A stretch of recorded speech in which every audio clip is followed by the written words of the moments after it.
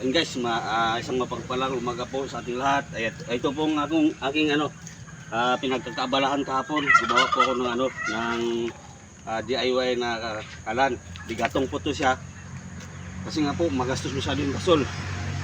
Pag nagluluto kami ng kahit pagkain sa mga hayop namin, sa aso, ay gagasol pa. Kaya gumawa po ako nito para makatipid sa gasol.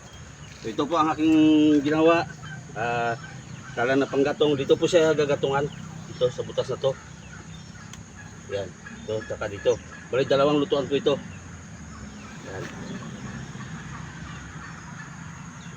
So, yan, ito po, dalawang salangan po yan siya. Tapos, ito po, kung bakit may ganito, bali bibilihan ko po ng katulad nito para ipapatong dito. Ayan. Para po may singawan yung hangin dito sa taas.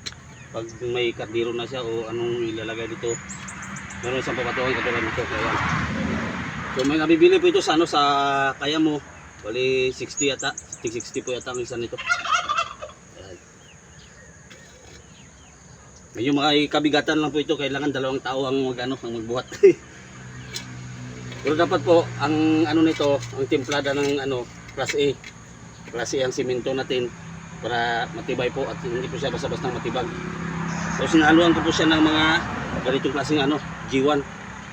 Ganitong mga bato para po matibay.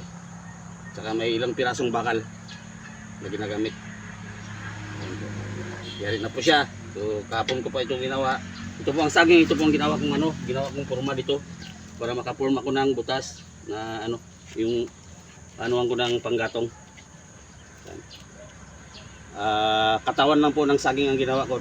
Ayan po, ito po ang kanyang itsura. Ayan, dyan po isa sa langang kardero, dito naman po ang gatungan.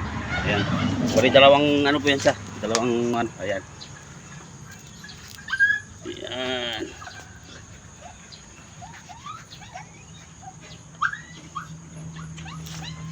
Ayan po, hanggang dyan lang po. Maraming salamat and God bless po sa ating lahat.